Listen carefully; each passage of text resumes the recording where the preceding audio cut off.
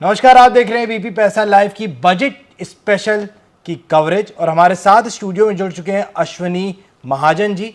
Sir एक economist हैं।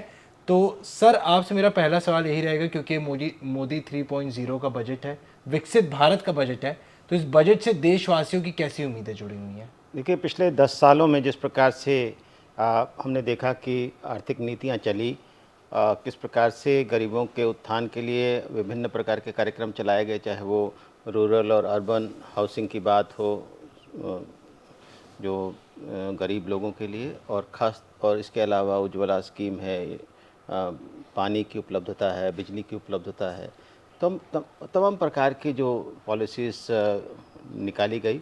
और इसके साथ ही साथ कैपेक्स पर जोर दिया गया, सरकार ने ज़्यादा से ज़्यादा खर्च किया, इंफ्रास्ट्रक्चर का निर्माण हुआ। और ये सब बातों को देखते हुए जो मोदी 3.0 जिसको हम कह रहे हैं, उसमें भी एक कंटिन्यूटी दिखाई देती है। चाहे वो सरकार की बात हो, चाहे वो आर्थिक नीतियों की बात हो। इस बार का आर्थिक सर्वेक्षण भी वही बात कहता है कि हम आज 8.2% की ग्रोथ पर हैं, और पूरी दुनिया कह रही है कि अभी इस ग्रोथ का कम होने का कोई कारण नहीं है। कम से कम भी आंकें तो 7.2% ग्रोथ इस साल भी आने वाली है। और ख़ास तौर पर इसमें हम देख पा रहे हैं कि सरकार का जो ध्यान है वो ज़्यादा से ज़्यादा इन निवेश को ऊपर है कि ज़्यादा से ज़्यादा निवेश हो, क्योंकि अगर मैन्युफैक्चरिंग को आगे बढ़ाना, अभी हाल ही में खबर आई कि भी भारत ने साउथ कोरिया को पछाड़ करके 5वां स्थान इन मैन्युफैक्चरिंग में हासिल कर लिया है।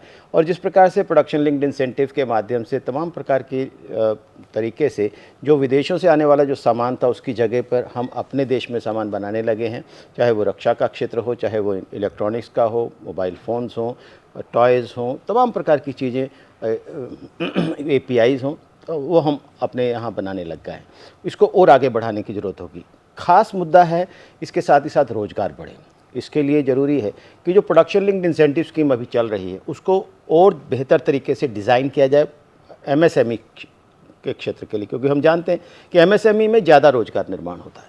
तो इस प्रकार से मुझे ऐसा लगता है कि इस बजट में फोकस ग्रोथ रहेगा, फोकस गरीब आदमी रहेगा, और फोकस आम आदमी रहेगा। सर जैसा कि हमने इससे पहले देखा कि स्वनिधि स्कीम है या फिर और कई ऐसी स्कीम है, मेक इन इंडिया इनिशिएटिव है, जिससे जो ग्रामीण क्षेत्रों को टारगेट करने की कोशिश की गई। इससे हमारी भारतीय इकोनॉमी को कितना फ़र्क पड़ रहा है और आप इसको आगे कैसे देखते हैं, लंबे तौर के अगर अंदाज़ा लगाया जाए तो? देखिए, आत्मनिर्भर भारत का मतलब ये नहीं है कि केवल शहरों में आत्मनिर्भरता हो।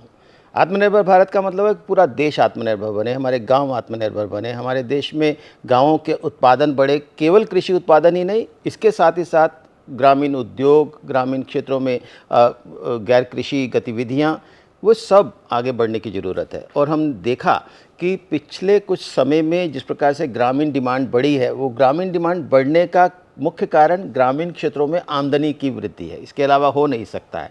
तो ऐसे में और ज़्यादा ग्रामीण क्षेत्रों में किसानों की आमदनी बढ़े, गाँवों में ज़्यादा से ज़्यादा फूड प्रोसेसिंग यूनिट्स लगें, गाँवों में ज़्यादा से ज़्यादा चाहे वो डेयरी है, पशुपालन है, मशरूम फार्मिंग है, ऐसे तमाम प्रकार के बहुत प्रकार की संभावनाएं गाँवों में हैं।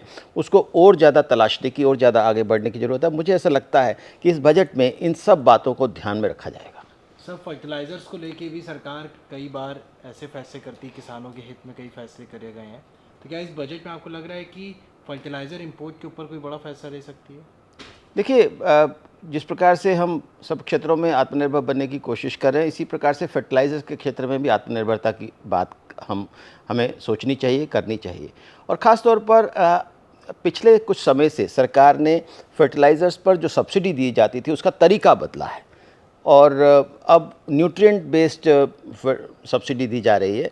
देश में अपने ही ऑर्गेनिक तरीके से ऑर्गेनिक फर्टिलाइज़र्स को और आगे बढ़ाने की ज़रूरत होगी, और परंपरागत खेती को भी आगे बढ़ाना होगा, ताकि किसान की लागत कम हो और उसकी आमदनी बढ़े।